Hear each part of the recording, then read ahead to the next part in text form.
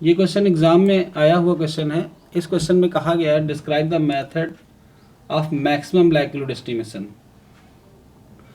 तो इसमें थोड़ी सी मिसप्रिंटिंग है। देखो, एक तो यहाँ पे ऑफ होना चाहिए था, method of maximum likelihood of estimation and state it's you properties. इसके प्रॉपर्टीज़ बतानी है, केवल स्टेट करनी है, इनका कोई प्रूफ नहीं करना है आपको। Obtain the MLE of theta for the distribution having the probability density function this. तो थोड़ा सा दिख नहीं रहा सही से, मैं इधर लिख देता हूँ। ये पुराने पेपर्स हैं तो इनके फ़ोटोकॉपी में इतनी बार फ़ोटोकॉपी हुए कि इनके प्रिंट में थोड़ा सा दिक्कत हुई है। चलिए, ये है हमारा पीडीएफ। साथ में हमें दिया है कि थीटा एक वैल्यू है जो कि 0 से बड़ी है और एक्स की रेंज हमें दी है थीटा से 1। तो ये एक प्रोबेबिलिटी डेंसिटी फंक्शन है, ये बात यहाँ पर बोली जा रही है, having the probability density function. और प्रोबेबिलिटी डेंसिटी फंक्शन की प्रॉपर्टी क्या होती है कि अगर हम इसे होल रेंज पे इंटीग्रेट करें तो वैल्यू 1 आनी चाहिए।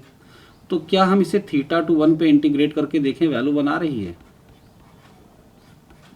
अगर ऐसा नहीं हुआ तो it means that there is a problem in limit.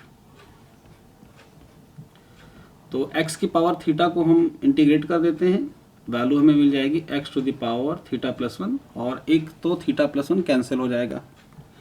अगर इस पर हम लिमिट ऑपरेट कर देते हैं थीटा से लेकर 1 तक, तो एक वैल्यू आएगी 1 to the power theta plus 1 और दूसरी आएगी theta to the power theta plus 1।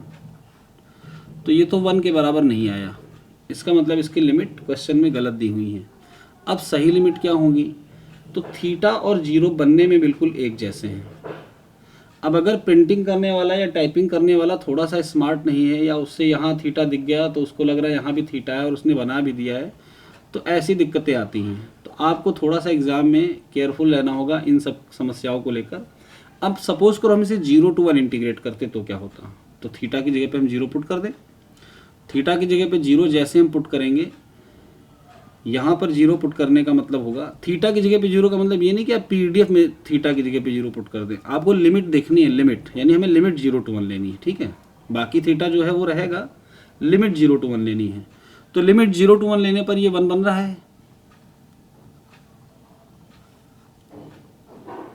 यहाँ पर लिमिट 0 to 1 अप्लाई करिए, देखिए 1 हो गया ना?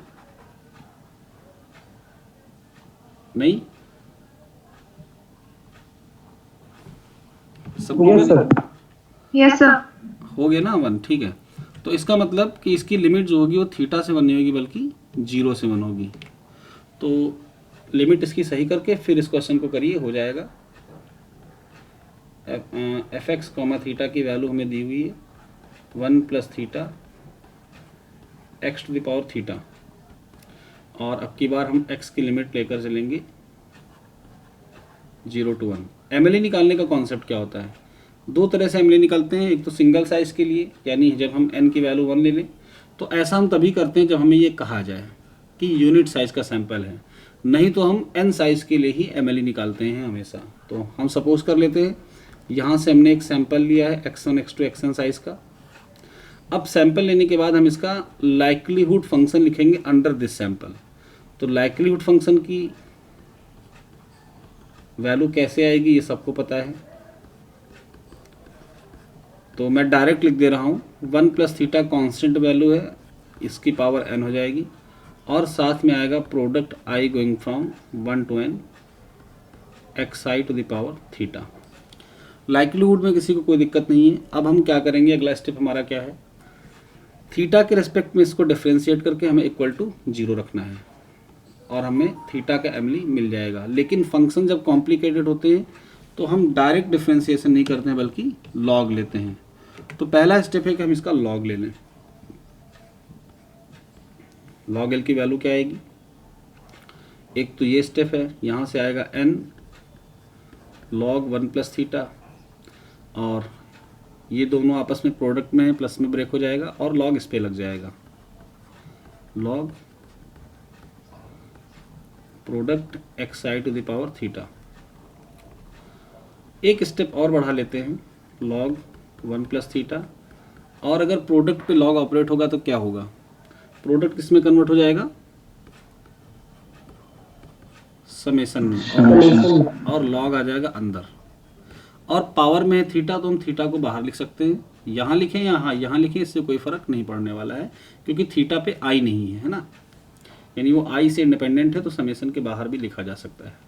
बस अब सिंपल है, हम इसे डिफ्रेंशिएट कर देते हैं। जिस एक चीज़ की आपको यहाँ पर ज़रूरत पड़ने वाली है वो है ज्योमेट्रिक मीन का फार्मूला।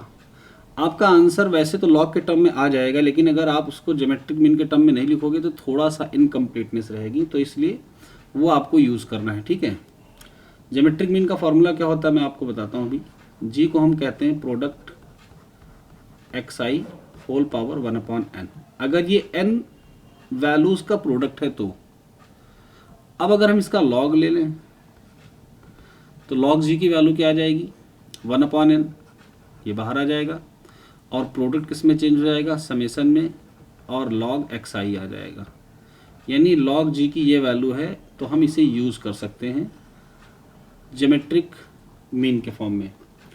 चलिए डिफ्रेंशिएट करते हैं। तो पहला स्टेप क्या होगा, n/1 plus theta, 1 plus theta को फिर से डिफ्रेंशिएट करोगे तो 1 आएगा, प्लस थीटा की वैल्यू डिफ्रेंशिएट होने के बाद 1 हो जाएगी, बाकी सारा थीटा के रिस्पेक्ट में कांस्टेंट है। और क्या हम इसकी वैल्यू लॉग के टर्म में लिख सकते हैं, तो हम इसको लॉग के टर्म में क्या लिख पाएंगे, n log g,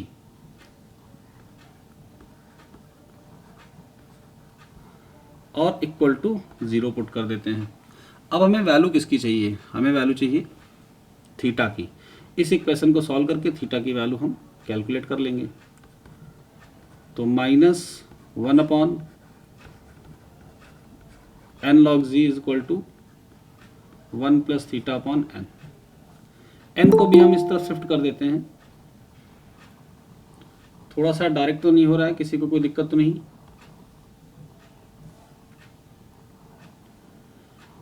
आप सॉल्व तो कर लोगे ना इक्वेशन। थीटा की वैल्यू आ जाएगी -n/n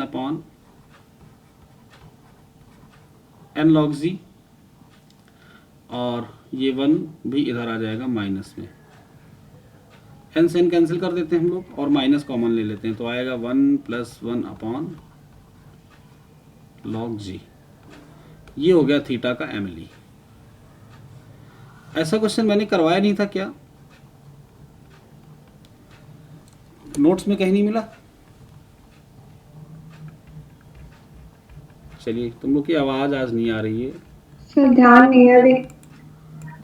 वैसे छूटना चाहिए नहीं था, हो सकता हो छूटा हो या आपने देखा ना हो, कुछ भी हो सकता है। खैर, आते हैं इस क्वेश्चन पे। ये क्वेश्चन सूर्य प्रताप ने भेजा था और अच्छा लगा ये क्वेश्चन मुझे, और पूछा गया, तो हो सकता हो पेपर में आए। पहले तुम लोग थोड़ा सा इसको देख लो और सोचो कि हम क्या कर सकते हैं, क्या आपके दिमाग में आ रहा है, ठीक है।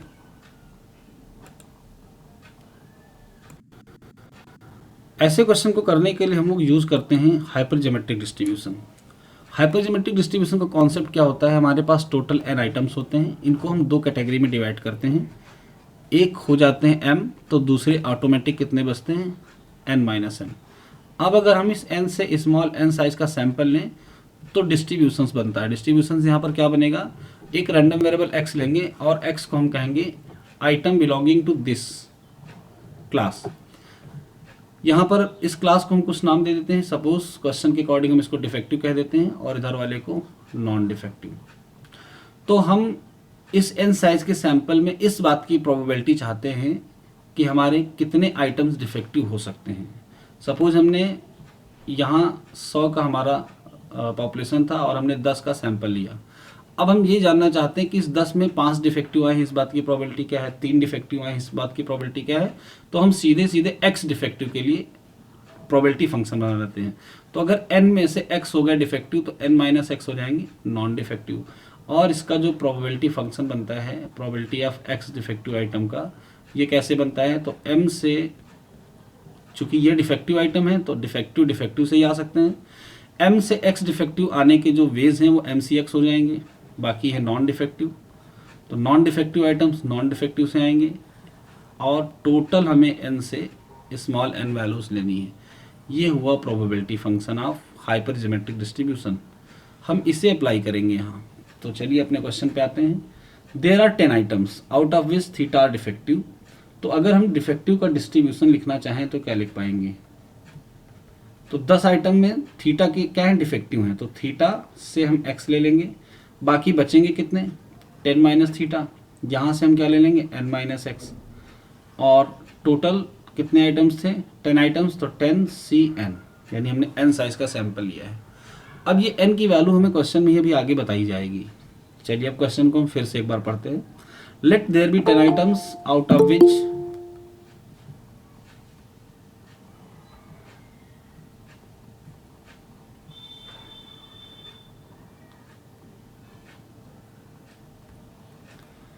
let there be 10 items out of which theta are defective, और h नॉट में हमें दिया हुआ है थीटा की वैल्यू 5 है।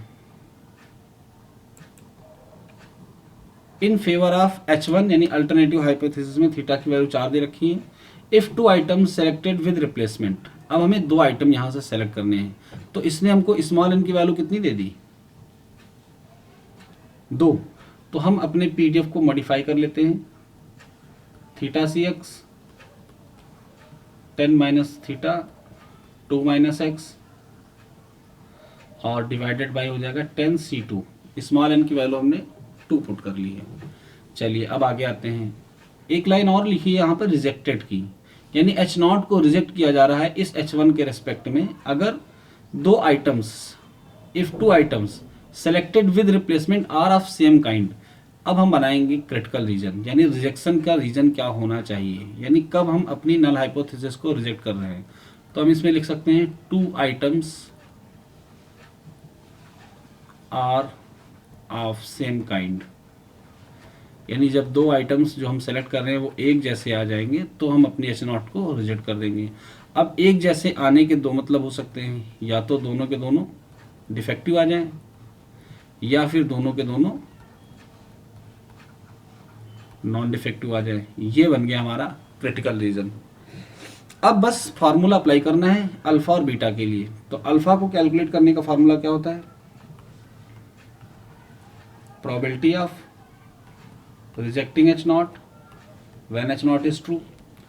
रिजेक्टिंग एच नॉट का ये वाला क्रिटिकल रीजन है, क्रिटिकल रीजन इसी रीजन में रिजेक्ट हो रहा है तो हम ये रीजन ले लेंगे, यानी हमें प्रोबेबिलिटी किसकी फाइंड आउट करनी है, 2 डिफेक्टिव या फिर 2 नॉन डिफेक्टिव।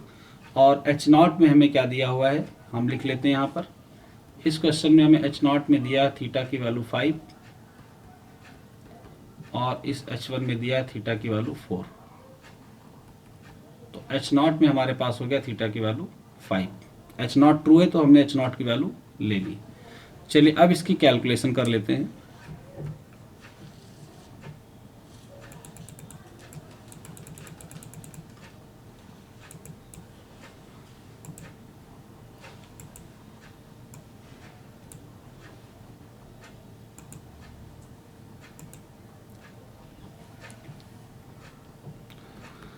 अब आपको थोड़ा सा सोचना होगा कि 2 नॉन डिफेक्टिव का आना या 2 डिफेक्टिव का आना ये म्यूचुअली एक्सक्लूसिव है या नहीं, सोचिए और बताइए।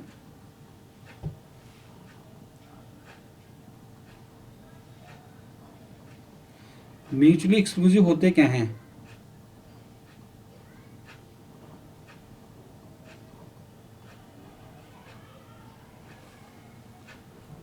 जो साथ साथ ना हो सकें। यहाँ पर 10 आइटम हैं, यहाँ से 2 निकाल रहे हैं, हम कह रहे हैं 2 डिफेक्टिव है या फिर 2 नॉन डिफेक्टिव हैं। तो क्या ये दोनों साथ साथ हो सकते हैं कि दोनों के दोनों डिफेक्टिव भी हो जाए और नॉन डिफेक्टिव भी हो जाए, ऐसा हो सकता है क्या? सभी लोग क्लास में हो ना? नहीं हो क्लास में?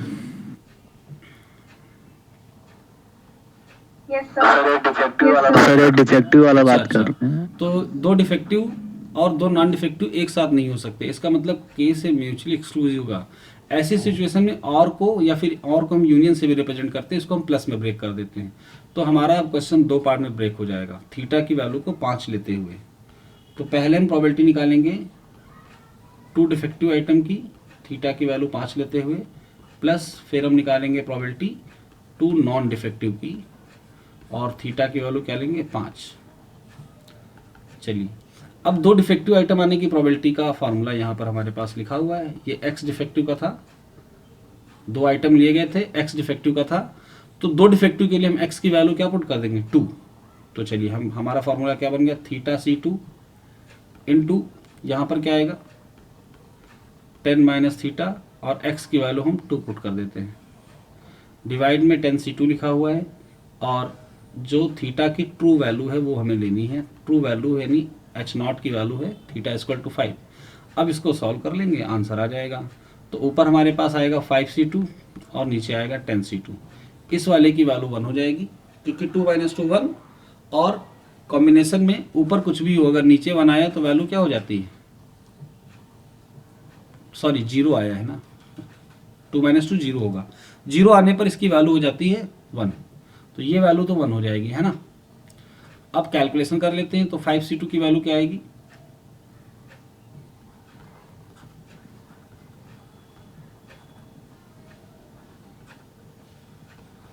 तो ये हमारा आ गया अल्फा। बीटा कैलकुलेट कर लोगे सब लोग। बीटा में क्या करना होता है, बीटा कैलकुलेट करने से अच्छा पावर कैलकुलेट कर लो, ज़्यादा आसान हो जाएगा, फिर 1 से घटा देना।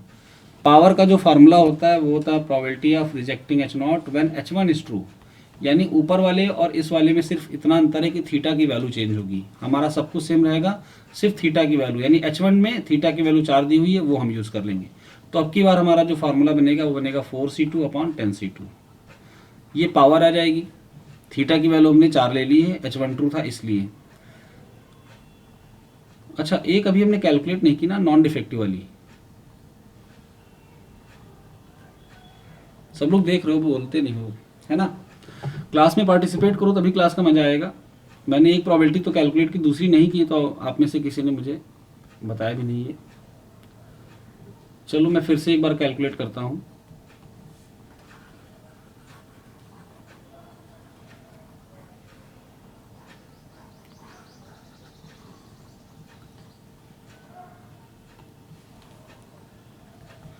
तो दो डिफेक्टिव के लिए फिर से फार्मूला यूज करते हैं, theta C2 into 10 minus theta C0 divided by 10C2 plus, और अब की बार दो नॉन डिफेक्टिव लेने हैं। दो नॉन डिफेक्टिव का मतलब x की वैल्यू हम क्या पुट कर दें, क्योंकि हम दो ही आइटम ले रहे हैं, दो नॉन डिफेक्टिव लेने का मतलब एक भी डिफेक्टिव ना है, तो x की वैल्यू हम क्या पुट कर देंगे 0।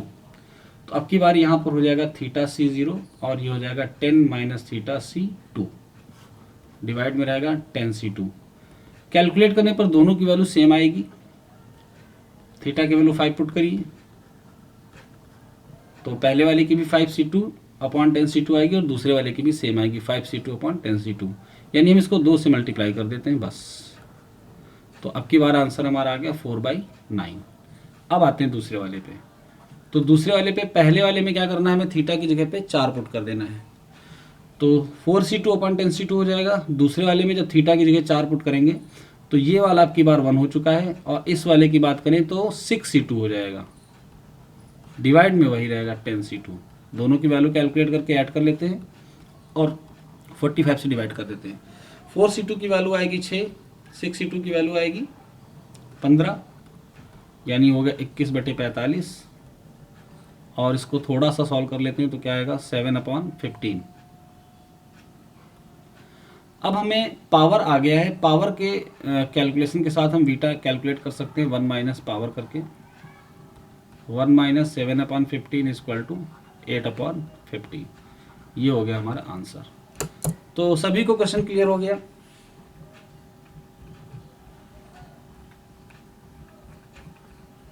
Yes sir, yes sir. चलिए अब ये जिसका भी क्वेश्चन था वो है क्लास में, ये किसका क्वेश्चन था, student wishes to test null hypothesis, कौन है ये, किसका क्वेश्चन था, बोलिए जल्दी से।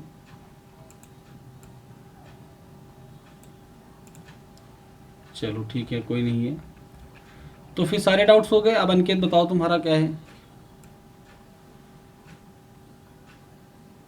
सर वही सैंपल मीडियन। हाँ कॉसी वाला है ना, ठीक है कॉसी वाला बता देते हैं।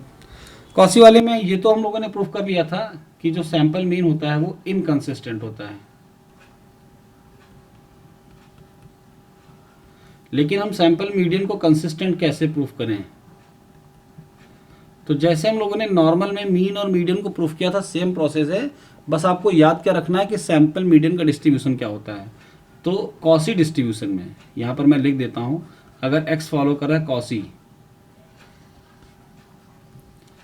और पैरामीटर हम 0 1 ले लेते हैं।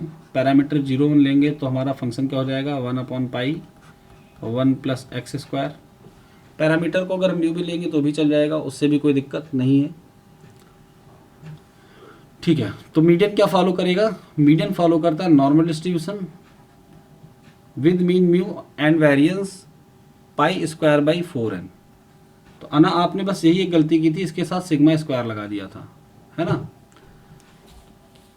तो ये रिजल्ट मैंने चेक कर लिया है, ये बिल्कुल सही रिजल्ट है। Yes sir. और आप इसी रिजल्ट को लेकर इसका प्रूफ जैसे नॉर्मल का करते थे, limit n tending to infinity कराओगे तो हो जाएगा। ठीक है, करने के लिए स्टार्टअप कहाँ से करोगे, हमें एक वैल्यू कैलकुलेट करनी होती है, क्योंकि हमें ये प्रूफ करना है कि मीडियन इस म्यू के लिए यानी पैरामीटर के लिए कंसिस्टेंट है कि नहीं है।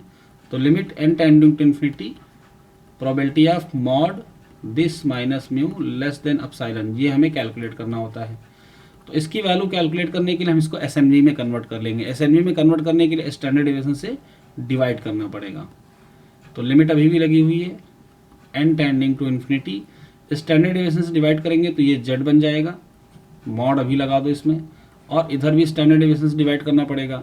तो इधर डिवाइड करेंगे तो आ जाएगा 4n√में/पाई।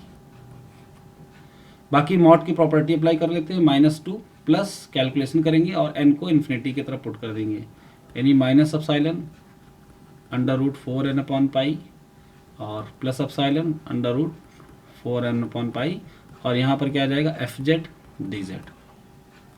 Limit n tending to infinity.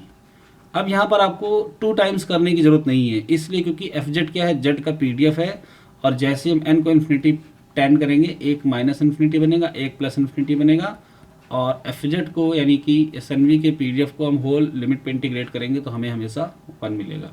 बस प्रूफ आपका हो गया। तो मीडियन कंसिस्टेंट है, इसके लिए हमको ये वाला डिस्ट्रीब्यूशन यूज करना है। ठीक है, चलो ऊपर वाला जो यहाँ पे सर यहाँ पे f की वैल्यू क्या होगी, किसकी वैल्यू, FZ की fz, z को एसएनवी मैंने बोला है, यानी z फॉलो कर रहा है नॉर्मल 0 1। z अगर नॉर्मल 0 1 फॉलो कर रहा है तो fz की वैल्यू कौन बताएगा मुझे, सर समझ गया, रहने दीजिए। सर समझ गए, रहने दीजिए। चलिए ठीक है, ये होगी, और इसको होल रेंज पे यानी z की रेंज पे, हाँ क्या, वो जो टी डिस्ट्रीब्यूशन है उसमें एक एप्लीकेशन है observe significance of observe correlation coefficient. Sir उसका एक ठीक क्वेश्चन है, अभी समझा करा देते दीजिए। हैं। इसमें भी एक क्वेश्चन बच रहा है, किसी का डाउट है, वो क्लास में प्रेजेंट नहीं है, बट मैं इस पर डिस्कस कर लेता हूँ क्योंकि रिकॉर्डिंग में जा रहा है, तो अब आज के बाद क्लास होनी भी नहीं है, तो इसलिए इसका डिस्कशन हम कर लेते हैं। ठीक है, आप लोग भी इस क्वेश्चन को इंपॉर्टेंट लगा लो, क्योंकि ऐसा क्वेश्चन आया तो करोगे क्या, कैसे करोगे। देखो क्वेश्चन में क्या कहा जा रहा है, I student wishes to test a null hypothesis, यानी एक स्टूडेंट है वो कोई नल हाइपोथेसिस को टेस्ट करना चाहता है H0 को। ही कैलकुलेट्स अ प्रोबेबिलिटी ऑफ 0.65, उसने कोई प्रोबेबिलिटी कैलकुलेट की जिसकी वैल्यू 0.65 दी गई है। अब जब टेस्टिंग प्रोसीजर अप्लाई करते हैं तो हम कौन कौन सी प्रोबेबिलिटी कैलकुलेट करते हैं, या तो हम अल्फा कैलकुलेट करते हैं, या तो बीटा कैलकुलेट करते हैं, या तो पावर कैलकुलेट करते हैं, इन्हीं में से तीनों को कैलकुलेट करते हैं। तो अभी हमें ये नहीं पता है कि ये जो प्रोबेबिलिटी कैलकुलेट की गई कौन सी है। ही कैलकुलेट्स अ प्रोबेबिलिटी ऑफ 0.65, बस, बट उसकी वैल्यू हमें पता है 0.65 वैल्यू। आगे बढ़ते हैं, but then realises it is a 2 tailed test, लेकिन तभी उसको ये रियलाइज हुआ कि ये 2 टेल्ड टेस्ट था, 1 टेल्ड नहीं था, यानी इसने जो भी प्रोबेबिलिटी कैलकुलेट की अब इसमें चेंजेस हो जाएगा। आगे देखते हैं क्या है, and double this to get a P value as this, और इसने क्या किया, इस वैल्यू को डबल कर दिया, क्योंकि 2 टेल्ड टेस्ट था तो उसने इस वैल्यू को डबल कर दिया। तो हम जब 2 टेल्ड टेस्ट अप्लाई करते हैं तो क्या डबल कर देते हैं, आपको याद होगा, यहाँ पे और यहाँ पे जो वैल्यूज होती हैं 2 टेल्ड में ये बराबर बराबर आती हैं। अगर 1 टेल्ड होता है तो इसी वैल्यू को हम एक तरफ रखते हैं और डबल कर देते हैं। तो स्टूडेंट ने क्या किया, 1 टेल से 2 टेल जाने में डबल किया, जबकि हम डबल कब करते हैं, जब 2 टेल से 1 टेल में जाते हैं। तो उसे क्या करना चाहिए था, उसे इस वैल्यू को डबल करना चाहिए था या आधा करना चाहिए था। 2 टेल में क्या होता है, आधा 2 टेल में प्रोबेबिलिटी मान लेते हैं 5% को इधर डिवाइड कर रहे हैं, दो भागों में। अब अगर 2 टेल से 1 टेल में जाएंगे तो ये दोनों मिलकर एक तरफ आ जाएगा 0.05, यानी उसको अपनी इस प्रोबेबिलिटी को आधा करना चाहिए था, जबकि उसने डबल कर दिया। और सबसे बड़ी चीज़ जो एक बेसिक चीज़ है कि जो पी वैल्यू आई है वो आई है 1.30। तो क्या कभी किसी भी चीज़ की प्रोबेबिलिटी 1.3 हो सकती है? Probability can never be exceed unity, यानी प्रोबेबिलिटी कभी भी एक से ज़्यादा नहीं हो सकती है। तो आपको इस पे कमेंट करना है, comment on the validity of this, यानी ये जो इसने किया है इसकी वैलिडिटी पे कमेंट करिए। तो आपको अपनी भाषा में इसे लिखना होगा। समझा मैंने दिया है क्या होता है और आप इसको कैसे लिखते हैं। तो मैं उम्मीद करता हूँ अना आप इसका आंसर लिख के पोस्ट करेंगे आज।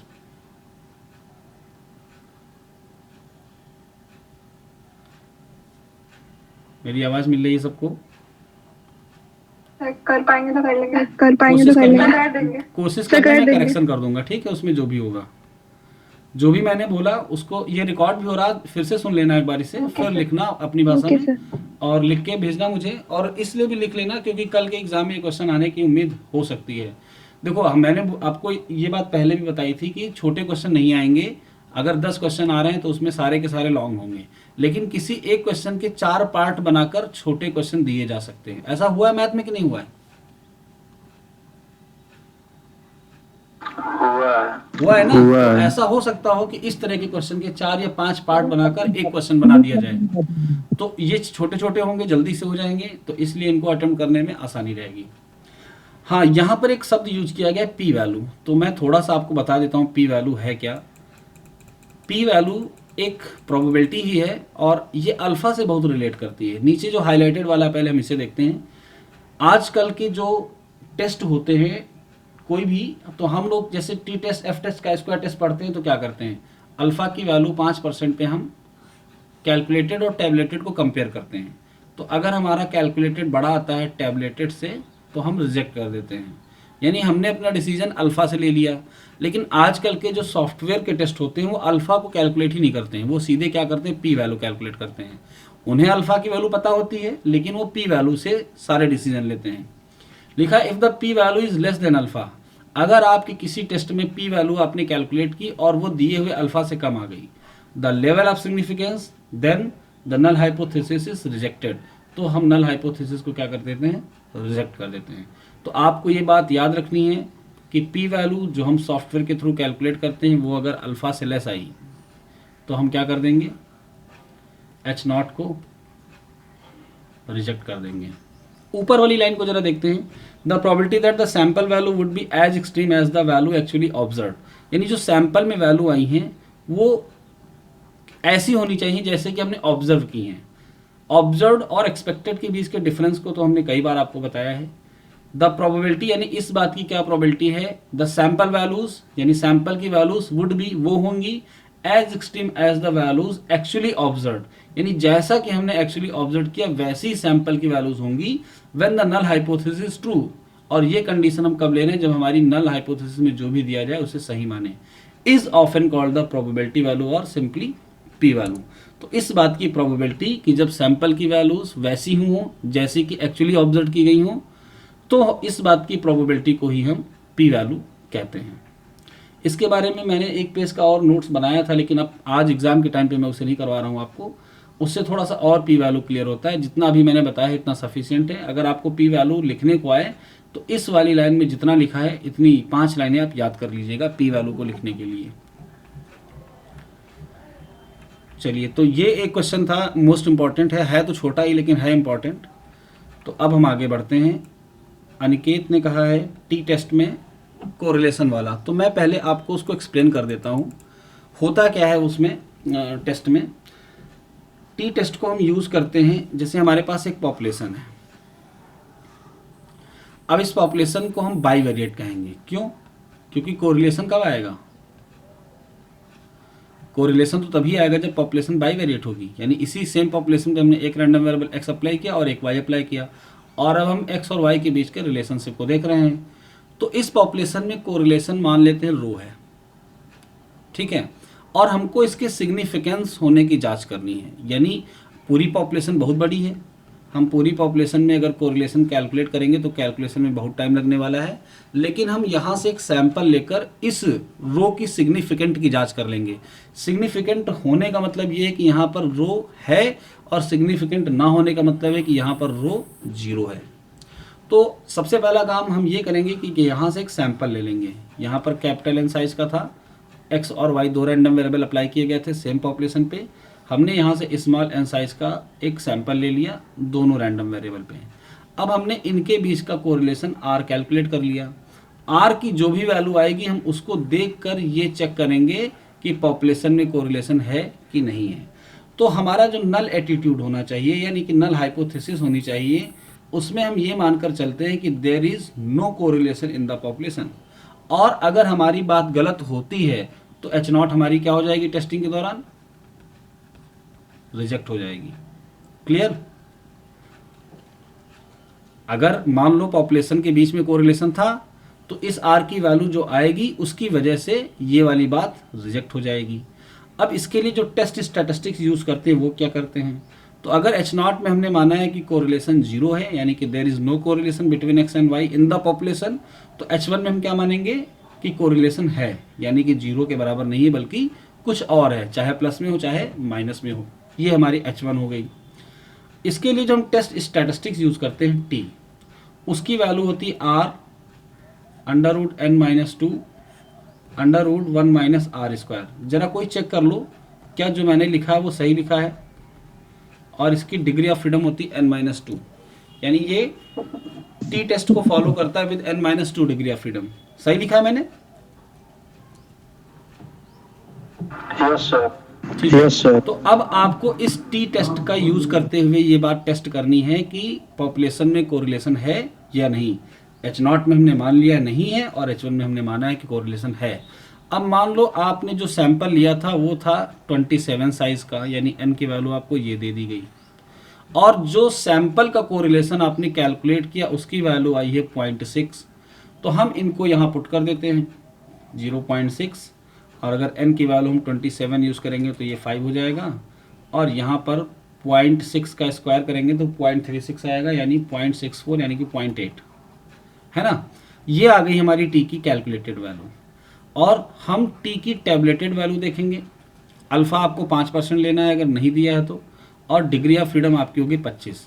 तो ये टी की टैबलेटेड वैल्यू हो गई और ये टी की कैलकुलेटेड वैल्यू हो गई। आगे का काम आप खुद कर लेंगे। अगर ये ग्रेटर आया है तो H0 को रिजेक्ट कर देना, और कंक्लूजन क्या दोगे कि ये R इतना है कि हम इसकी मदद से कह पाएंगे कि पॉपुलेशन में भी कोरिलेशन है। और अगर ये एक्सेप्ट हो जा रही है H0 तो हम कहेंगे R इतना नहीं था कि हम उसकी मदद से कह पाएँ कि पॉपुलेशन में कोरिलेशन है। It means that there is no correlation in the population. बस इतना ही है। समझ गए कि नहीं? यस सर, समझ लो। अच्छा, क्वेश्चन भी इसके सारे सेम ही होते हैं तो देख लेना। और आपके MSc फूड टेक यूट्यूब पे MSc फूड टेक के 2 या 3 लेक्चर अपलोड हैं, उसमें देखना ये वाला मैंने कहीं करवाया है ना। तो और अगर डिटेल में जाना है तो वहाँ पे जाके देख लेना, मिल जाएगा आसानी से। तो बस आज की क्लास फिर हम यहीं पे वाइंड अप करते हैं, या किसी का कोई और सवाल है? सर एक चीज पूछनी थी। हाँ, सर एक बताओ। चीज पूछनी थी। आना सर बताओ। एक्सपोनेंशियल डिस्ट्रीब्यूशन के जो 2 फॉर्म्स होते हैं वो कब कोई कब रूल यूज नहीं करने है, हैं? आपको मीन दिया जाएगा। जैसे आपसे कहा गया x follows exponential distribution with mean theta, बस आपको समझ जाना है मीन थीटा है तो हमारा फॉर्म कैसा होना चाहिए, 1/θ e⁻ x/θ। अगर मीन 1/θ दे दे तो आपका फॉर्म कैसा होना चाहिए। तो इसका कोई रूल नहीं है कौन सा कब यूज होगा, जो भी यूज करना होगा वो आपको क्वेश्चन में दे दिया जाएगा, या तो मीन के थ्रू या तो पैरामीटर के थ्रू। ठीक है? Okay sir. Okay sir. चलो, ये कंफ्यूजन आपकी धीरे धीरे दूर हो जाएगी आगे चलकर जब बहुत सारे एक्सपोनेंशियल के क्वेश्चन करोगे तब। और किसी का कोई डाउट? चलो ठीक है, फिर क्लास वाइंड अप करेंगे हम। और ऑल द बेस्ट सभी को, अच्छे से पेपर करिए और रिपोर्ट करिए। फिर 14 तारीख की शाम को हमें कैसा गया पेपर सब लोग बताना मुझे, आया कैसा पेपर। और पेपर की PDF ही मेरे को चाहिए होगी, ठीक है। तो जो लोग पेपर लाओगे उसकी एक अच्छी सी PDF बना के मुझे भेज देना, तो हम उसको ऐड भी कर लेंगे इस पेपर के सेक्शन में। या शाम को हम लोग पेपर का डिस्कशन भी कर सकते हैं। तो 14 तारीख को अगर टाइम मिला तो मैं आप लोगों को मैसेज कर दूंगा। पेपर की टाइमिंग क्या है तुम लोग की, ये बताओ।